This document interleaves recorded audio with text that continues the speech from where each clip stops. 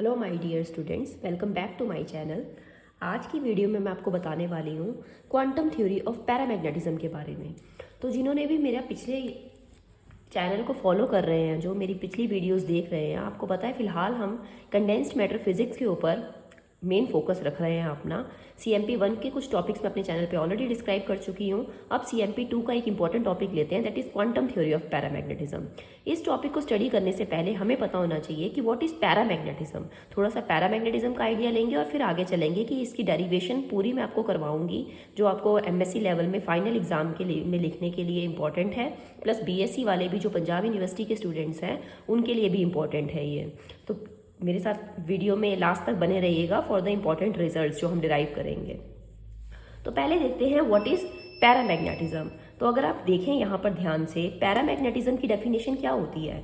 ये एक टाइप का मैग्नेटिज्म है, जैसे बहुत तरह के मैग्नेटिज्म है हमारे पास, वैसे ही पैरामैग्नेटिज्म भी एक मैग्नेटिज्म है which is exhibited by certain materials that are weakly attracted to an external magnetic field.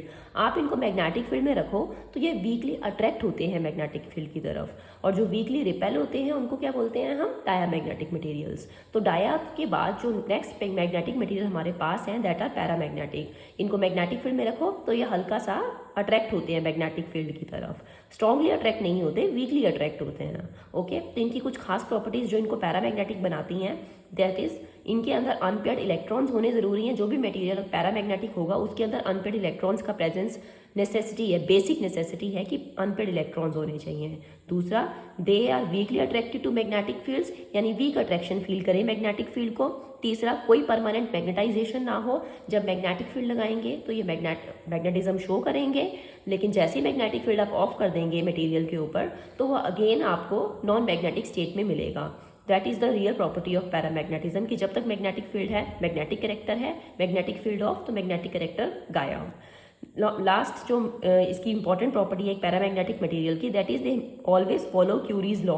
किस फॉर्म का क्यूरी लॉ फॉलो करते हैं ये, chi susceptibility is equals to C/T, where C is Curie's constant and T is the temperature.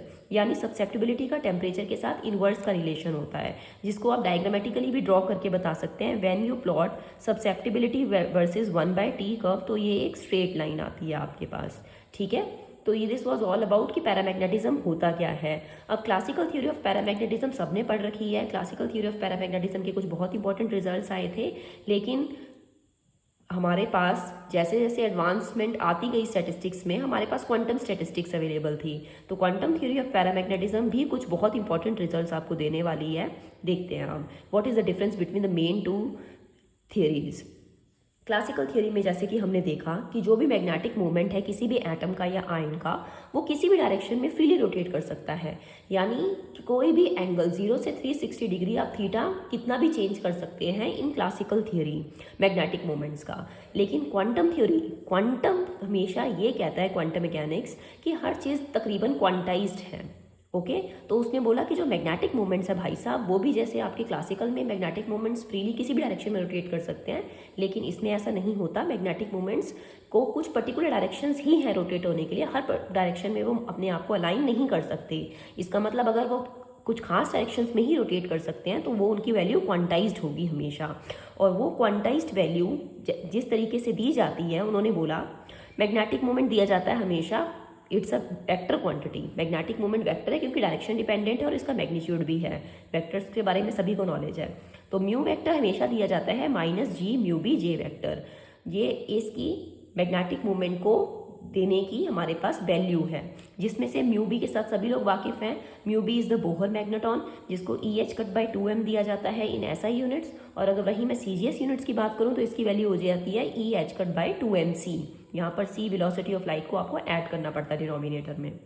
G is the Landé G factor, जिसकी value इस तरीके से दी जाती है 1 + J J + 1 S S + 1 - L L + 1। या सबने छोटी क्लासेस में पढ़ रखा है ऑलरेडी, BSc तक आप लोगों को पढ़ा दिया जाता है ये, इवन +2 में भी आजकल इसका जिक्र है। S क्या है, कैपिटल S है यहाँ पर spin quantum number, capital L है यहाँ पर orbital quantum number of the dipoles, और J है total angular momentum of the molecular dipole. तो this was all about basic difference between classical theory and quantum theory. क्या है major difference जैसे ही हमने क्वांटम में शिफ्ट किया, क्या मेन डिफरेंस आया, जो मैग्नेटिक मोमेंट्स थे वो फ्रीली रोटेट नहीं कर सकते हर डायरेक्शन में, दे आर क्वांटाइज्ड और उनकी वैल्यू इस तरीके से दी जाएगी which is dependent on total angular momentum G. Now अब हमने माना कि इसे अगर हमारे मैग्नेटिक मोमेंट्स जो वेक्टर फॉर्म है उसकी that is mu vector is equals to G minus G mu B M J है, अगर मैं उसका एक पर्टिकुलर कंपोनेंट ले लूँ जो z डायरेक्शन में होगा तो मुझे फिर वेक्टर्स से डील नहीं करना पड़ेगा, तो म्यू जेड हमारा हो जाएगा, ये एक म्यू का पर्टिकुलर कंपोनेंट है which is along the z axis, mu Z की वैल्यू हो जाएगी माइनस जी म्यू बी, जे की बजाय मैं यहाँ पर मैग्नेटिक क्वांटम नंबर मैम जे को इंट्रोड्यूस करूँगी जिसकी वैल्यू होती है, आपको सबको पता है, जब भी जे को आप रिप्लेस करेंगे उसके कॉम्पोनेंट फॉर्म से तो आपको जे की जगह उसका क्वांटम नंबर लिखना पड़ेगा एम जे, जिसकी वैल्यू माइनस जे से लेके प्लस जे तक कुछ भी हो सकती है और टोटल वैल्यूज हमेशा इसकी 2j+1 होंगी। ओके, तो हमने बोला म्यू, अब म्यू की भी कितनी वैल्यूज हो सकती हैं, फिर म्यू की भी 2j+1 ओरिएंटेशंस हो सकती हैं रिलेटिव टू द फील्ड, जितनी जे की वैल्यू थी उतनी ही आपकी म्यू की वैल्यूज होंगी, तो ये चीज़ अगर 2j+1 वैल्यूज ले सकती है तो म्यू के वैल्यूज कितनी होंगी, उसकी भी ओरिएंटेशंस कितनी होंगी 2j+1। अब हमें पता है potential energy of such a dipole, magnetic dipole in the presence of magnetic field is given by, ये एक्सप्रेशन सबने जूनियर क्लासेस में पढ़ा है, मैग्नेटिक पोटेंशियल एनर्जी दी जाती है माइनस म्यू डॉट बी, इसी एक्सप्रेशन का इस्तेमाल करते हुए मैंने पोटेंशियल एनर्जी यहाँ पर कैलकुलेट की, म्यू की जगह मैंने अपना म्यू जेड यूज़ किया है यहाँ पर और बी की जगह बी। अब मैं मैग्नेटिक फील्ड को मैग्नेटिक डायपोल की डायरेक्शन में ही ले रही हूँ, मैंने इस तरीके से अपनी अरेंजमेंट सेट की है कि B is applied along the z axis, when b is applied along the z axis तो मैं म्यू जेड उसका कंपोनेंट लूंगी तो थीटा कितना हो जाएगा इन दोनों के बीच में, ये जो कॉस थीटा है यहाँ पर, theta is automatically what, theta तो कुछ है ही नहीं, दोनों एक ही डायरेक्शन में है तो थीटा 0 डिग्री है and cos 0 degree is what 1, that's why मुझे यहाँ पर डॉट प्रोडक्ट रिमूव करके मैं सिंपल यू की वैल्यू यहाँ पोटेंशियल मैग्नेटिक पोटेंशियल एनर्जी की वैल्यू इतनी लिख सकती हूँ। नाउ हमें पता है मैक्सवेल बोल्ट्जमैन डिस्ट्रीब्यूशन ये कहता है कि अगर आपने नंबर ऑफ एटम्स निकालने हैं अपने एमबी स्टैटिस्टिक्स को ध्यान में रखते हुए तो इस फैक्टर का इस्तेमाल आपको करना पड़ेगा, जो आपको बेसिक फैक्टर जो होता है वो होता है e⁻⁻e/kT, this is the factor corresponding to Maxwell Boltzmann distribution. तो हमारे केस में जब मैं अपनी एनर्जी को यहाँ पुट करूँगी, मेरी एनर्जी तो भाई साहब इतनी है, जब मैंने अपना इतना यू यूज़ किया तो मेरा मैक्सवेल बोल्ट्जमैन डिस्ट्रीब्यूशन फैक्टर कितना आ गया, इतना। अब आपको मालूम है मुझे निकालनी है बेसिकली, मेरे पास मैग्नेटिक डाइपोल्स बहुत सारे हैं, उनको मुझे मैग्नेटिक फील्ड की डायरेक्शन में अलाइन करना है, तो मुझे चाहिए टोटल मैग्नेटाइजेशन। टोटल मैग्नेटाइजेशन निकालने के लिए आपको क्या करना पड़ेगा, नंबर ऑफ एटम्स के साथ मल्टीप्लाई करना पड़ेगा इस statistical average of the magnetic moments को, जैसे कि आप मैक्सवेल बोल्ट्जमैन डिस्ट्रीब्यूशन में ऑलरेडी करते थे। जिस क्वांटिटी को आपने इवैल्यूएट करना है, मैंने इस क्वांटिटी को इवैल्यूएट करना है एम जी जी म्यू बी, इसके ऊपर नीचे आपको ये फैक्टर अलाइन करना पड़ता है अगर आप जिस स्टैटिस्टिक्स में काम कर रहे हो उस स्टैटिस्टिक्स के अकॉर्डिंग। तो ये सारी जो चीज़ें हैं आपको दिख रहा है, मेन जिस फैक्टर के ऊपर ये सब कुछ डिपेंड कर रही हैं दैट इज़ एम जे, और M J is varying from -j to +j। तो यहाँ तक तो कोई प्रॉब्लम नहीं आती, जैसे ही टोटल मैग्नेटाइजेशन लिखनी है हमने निकाल ली, हमें किसकी वैल्यू चाहिए, टोटल अपने मैग्नेटिक मोमेंट्स की, उसी से जनरेट हो रहा है टोटल मैग्नेटाइजेशन, इसलिए इस वैल्यू के आसपास मैंने अपने स्टैटिस्टिकल फैक्टर को इनक्लोज कर दिया, तो टोटल मैग्नेटाइजेशन की वैल्यू मेरे पास आने के लिए तैयार हो गई। इसके बाद आपके पास आते हैं 2 केसेस, यहाँ पर अब 2 केसेस अराइज होते हैं। सब कुछ डिपेंड करता था आपका जो एक्सपोनेंशियल के साथ ये फैक्टर बन रहा है इसके ऊपर, ये फैक्टर अब कैसा है, इस फैक्टर की वैल्यू आज मैं केस नंबर 1 डिस्कस कर रही हूँ इस वीडियो में, पार्ट 2 जब बनाऊंगी तो उसके अंदर केस 2 और how classical statistics and quantum statistics are equivalent to each other at what temperature at what condition, वो हम डिराइव करेंगे फॉर इन द वीडियो 2। तो केस नंबर 1 में मैंने लिया कि मेरा ये जो एक्सपोनेंशियल फैक्टर था which is very less than 1, इसका क्या मतलब है, हम इसका मतलब है टेम्परेचर इज़ वेरी हाई। ये फैक्टर कम कब होगा, जब डिनोमिनेटर बहुत बड़ा हो और न्यूमरेटर बहुत छोटा हो, इसका मतलब temperature T is very high, ये के तो फिक्स है, बोल्ट्जमैन कांस्टेंट तो फिक्स है, which thing is varying here, T is varying, तो T हाई होगा और आपका ऊपर वाला अप्लाइड फील्ड स्मॉल होगी, तो ऑटोमेटिकली ये वाला जो फैक्टर है ये कम होगा और ये ज़्यादा होगा, तो ये जो टोटल फ्रैक्शन निकल कर आएगी it would be very very less than 1। तो अब हमने निकाला यहाँ पर यहाँ पर आपका बी मिसिंग है, B is always in the exponential factor, वो आपने ज़रूर लिखना है। हमारा जो एक्सपोनेंशियल फैक्टर था वो था M G J mu B B by K B T. इसको हम इस चीज़ के इक्विवेलेंट लिख सकते हैं। अगर हमारा ये डिनोमिनेटर इज़ वेरी लार्ज और ये बहुत कम है तो हम इसको इस एक्सपोनेंशियल एक्सपेंशन को यूज़ करके हायर टर्म्स को निगलेक्ट कर सकते हैं, because x is very small, ये चीज़ ऑलरेडी बहुत स्मॉल है, तो इसका स्क्वायर लेंगे तो और स्मॉल हो जाएगी। तो मैं यहाँ तक अपना एक्सपोनेंशियल डिस्ट्रीब्यूशन को यूज़ कर सकती हूँ। तो e raise to power minus x की डेरिवेशन ये होती है, अगर e raise to power plus x लेंगे तो ये यहाँ पर प्लस का फैक्टर आएगा। अब जहाँ मेरा एक्सपोनेंशियल फैक्टर था उधर मैंने उसकी जगह ये कंसेप्ट को यूज़ कर लिया है। सिंपल कैलकुलेशन आपको दिखाई दे रही है, स्क्रीनशॉट लेकर आप इसकी फ़ोटो खींच के रख सकते हैं अपने पास। अब यहाँ पर आता है आपके पास 3 चीज़ों का इस्तेमाल यहाँ होना है इस थियोरी को आगे डिराइव करने के लिए। पहली, summation minus J to J M J की वैल्यू क्या होती है। अब देखिए एम जे की वैल्यू माइनस जे से लेके जे, जितनी नेगेटिव वैल्यूज़ हैं सारी वही पॉजिटिव वैल्यूज़ भी हैं। जब उनको ऐड ऑन करेंगे आप तो टोटल आंसर क्या निकल कर आएगा, ऑब्वियसली 0। जितनी नेगेटिव वैल्यूज़ हैं उतनी ही पॉजिटिव वैल्यूज़ हैं, तब टोटल वैल्यूज़ 2j + 1 बनती है एम जे की।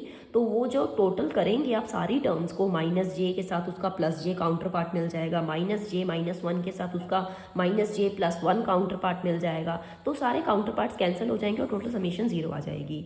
सेकेंड इज आपको यहाँ पर समेशन चाहिए होगी एम जे स्क्वायर की, यहाँ दिख रहा है आपको एम जे स्क्वायर की समेशन चाहिए। तो यहाँ पर मैं जो स्क्वायर का फॉर्मूला होता है हमारे पास समेशन का, वो हम यहाँ पर यूज़ करेंगे। तो ये समेशन स्क्वायर का फॉर्मूला मैंने यूज़ किया तो ये बन गया n+1 2n+1/6 आना था यहाँ पर। लेकिन हमारे पास ये सारी वैल्यूज़, इसको मैं क्या लिख सकती हूँ, इसी चीज़ को हम फर्दर इक्विवेलेंट करके लिख सकते हैं, summation 0 to j mj² twice, क्योंकि जितनी नेगेटिव वैल्यूज़ है उतनी ही तो पॉजिटिव वैल्यूज़ हैं। और इस बार क्योंकि स्क्वायर हो रहा है तो सारी टर्म्स का टोटल एड ऑन आएगा। पिछली बार की तरह 0 नहीं होगा, वहाँ सिंगल mj था, लेकिन जब स्क्वायर आ रहा है तो नेगेटिव पॉजिटिव टर्म एक ही आंसर कर रही है आपको। तो ये क्या बनेगा अब 2 into what is the sum formula for calculating the square of all the numbers m, इसका सिंपल फॉर्मूला होता है n+1 2n+1/3। लेकिन मेरे पास n की जगह मेरा समेशन किस पर रन कर रहा है, j पर, तो मैं जहाँ जहाँ n होगा वहाँ j लिखूंगी। तो यहाँ 6 होता है, ये 2 से ये कैंसिल हो जाएगा और यहाँ आपके पास 3 आ जाएगा। तो इस तरीके से ये समेशन करनी है। तीसरी आपके पास जो यहाँ पर एक और समेशन यूज़ होने वाली थी, दैट इज़ 1 की summation from -j to +j। सारी टर्म्स को ऐड करेंगे, हमें पता है कि टोटल टर्म्स कितनी बनने वाली हैं, ये 2j + 1। इन चीज़ों का इस्तेमाल किया आपने, यहाँ पर सारी चीज़ें फिल कर दी। यहाँ पर आपने पहले समेशन, सेकेंड mj² वाली, तीसरी सिंपल 1 वाली और फिर mj वाली सारी फिल करेंगे तो आपके पास इतना आंसर आ जाएगा। तो जब आप इसको सॉल्व करेंगे तो आपके पास m बचेगा ओनली दिस। सिंपल फैक्टर्स है, सिंपल कैलकुलेशन है। किसी को कैलकुलेशन की किसी भी पार्ट में प्रॉब्लम आए वो मुझे यहाँ पर कमेंट सेक्शन में पूछ सकता है, आपको पूरी फुल फ्लैश डिटेल भेज दी जाएगी। हालांकि यहाँ सब कुछ ही एक एक चीज़ आपको सॉल्व करके दी जा रही है। जैसे ही आप m सॉल्व कर लेते हैं, नेक्स्ट पार्ट इज सब्सेप्टिबिलिटी निकालना for a paramagnetic material. Simple, it is the ratio of magnetization over applied magnetic field. m की वैल्यू आप फिल कर दीजिए यहाँ पर और h को h रहने दीजिए। h और b का एक इंपॉर्टेंट रिलेशन है, अप्लाइड मैग्नेटिक फील्ड और मैग्नेटिक इंडक्शन का रिलेशन है, b = μ0 h। तो h मैं यहाँ यूज़ कर सकती हूँ b/μ0, यहाँ फिल करेंगे। सिंपल कैलकुलेशंस हैं, यहाँ पर आप स्क्रीनशॉट लेके नोट्स बना सकते हैं प्रॉपर वे में। इस चीज़ को यहाँ पर एक ये चीज़ बन रही थी, इसको हमने P इफेक्टिव यानी effective number of Bohr magnetron से रिप्लेस किया है। बार बार ये चीज़ लिखने की बजाय हमने एक सिंपल फैक्टर यूज़ कर लिया P इफेक्टिव। तो मेरा सब्सेप्टिबिलिटी निकल कर इतनी आ रही है। और अगर मैं सब्स्टिट्यूट करूँ यहाँ पर μb² P इफेक्टिव स्क्वायर को म्यू, बिकॉज ये भी मेरे बोहर मैग्नेट्रॉन है और ये भी मेरे बोहर मैग्नेट्रॉन है, ये इफेक्टिव वाले हैं और ये सिंपल बोहर मैग्नेट्रॉन है। Basically these are magnetic moments. तो मैं इसको μ² से रिप्लेस कर सकती हूँ। तो total susceptibility for the high temperature range मेरे पास निकल कर आती है क्लासिकल रिजल्ट वाली। This result is same as that of the classical Langevin's theory of paramagnetism. तो आज की वीडियो में मैंने केस 1 सॉल्व करके बताया आपको कि जब हाई टेम्परेचर होगा उस टाइम पर तो आपकी जो क्वांटम थ्योरी है और क्लासिकल थ्योरी है वो सेम रिजल्ट देने वाले हैं। लेकिन what will happen if the temperature is low, उस चीज़ को हम डिस्कस करेंगे अपनी नेक्स्ट वीडियो में। तो सेकेंड वीडियो को ज़रूर देखिएगा आप। जैसे ही आप इसको फॉलो कर लेंगे तो सेकंड वीडियो से आपको और ज़्यादा नॉलेज मिल जाएगी। Thank you so much for first part. और मेरी वीडियो को लाइक शेयर और सब्सक्राइब ज़रूर कीजिएगा।